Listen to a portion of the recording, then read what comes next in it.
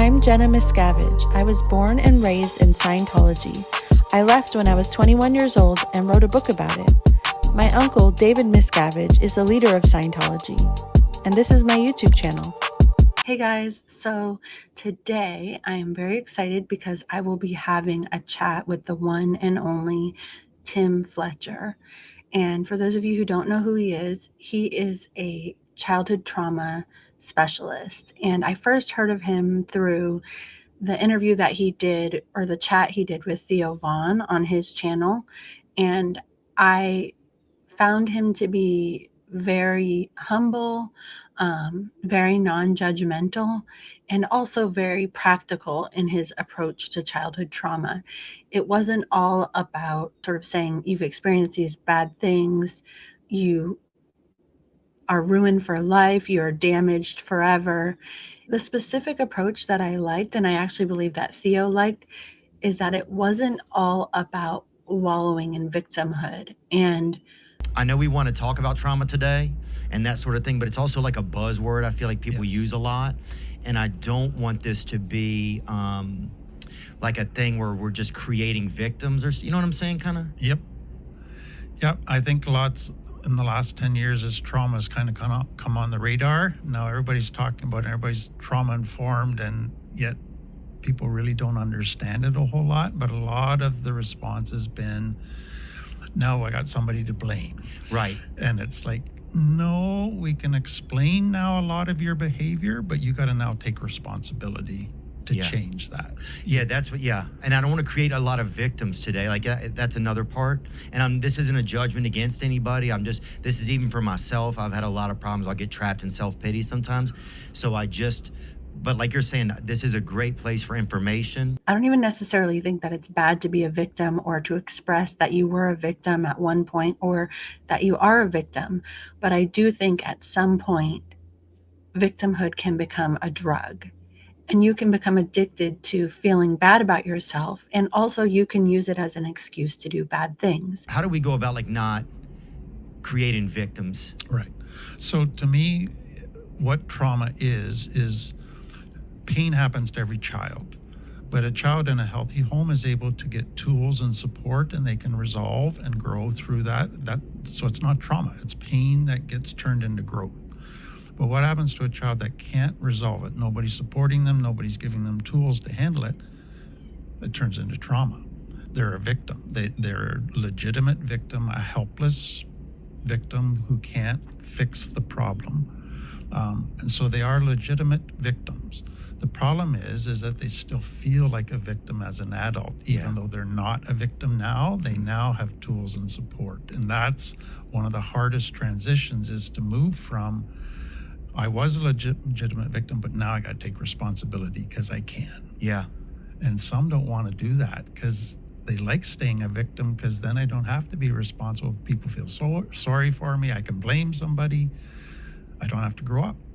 And so what I really liked about Tim's approach was that he gave practical tools that you can use right away, or he gave answers that were useful right away.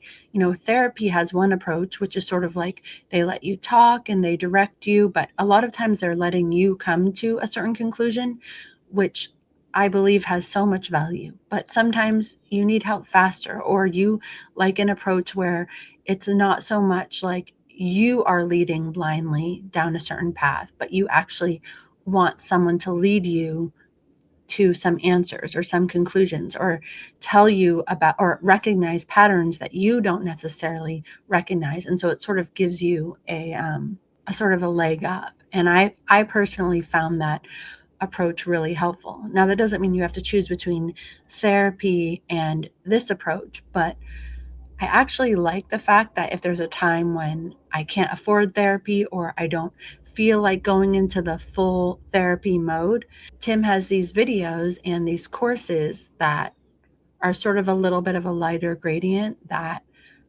I find very helpful. And I know that I'm not the only one who finds this helpful, because many of you, even just in the last week, 2 friends of mine have said they've been listening to Tim's lectures recently and it's been really helpful to them. And many of you have also told me that in the comments. So I'm really excited to be having another chat with him again today. It's actually going to be in the next 2 hours. So I wanted to come on here and ask you guys if you guys have anything you want me to ask him, if you have any questions. Obviously, I won't be able to get to everything. Also, if your comment comes days after I post this video, that's okay, because I intend to have many more chats with Tim in the future. In the video description, you can see the previous links to mine and Tim's chats that I just found like completely eye-opening and so helpful. The second I found him, I was like, okay, this is the guy for me. And talking to the people who he works with was honestly one of the most inspiring things for me in my channel, because they are out for no other reason than to help people. And so you began to gradually realize the only way to get any type of connection, the only way to feel good is I got to conform. Yeah. I got to do what they want. I got to be the perfect little Scientology girl. It's not going to give me the connection I truly long for, but it's better than no connection at all to have a little bit of validation, a little bit of stuff. Right. And so you're almost caught in trying to survive to get some of your needs met, knowing you're not going to get all of your needs met. Here's a link to Tim's website where you can see the courses that they offer. Some of these are self-led, but some of them also come with support groups. I started with the 12 basic needs. I actually still have not finished it, but I jump into it when I feel like I need a little bit of help. But it starts out with telling you what your basic needs are and where complex trauma comes in when those needs are not met, especially when you're a child and you're unable to meet your own needs. Right now in my therapy, I've been talking about dissociation and fawning. And when something becomes too much for me, or I think something is too much for me because it triggers a past event in my childhood, I will sort of like zone out and have this like calm feeling come over me where I just sort of like check out. I can't even hear the person who's talking to me. And I'm learning about why that is and what that means and how to overcome it slowly.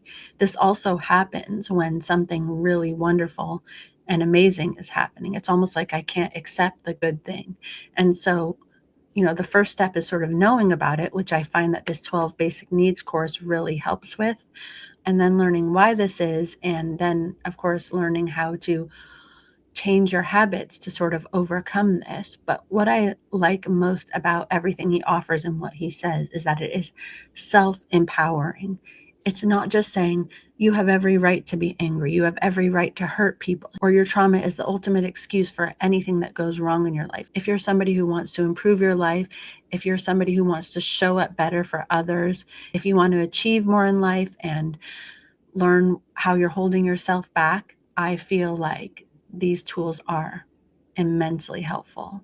So please leave any questions you might want me to ask for Tim in the comments. That would be really helpful to me, and I'll do my best to get them answered. But again, if I can't get to them in this talk, then I will get to them in another one. All right, you guys, thanks for listening, and I will talk to you again soon. Bye.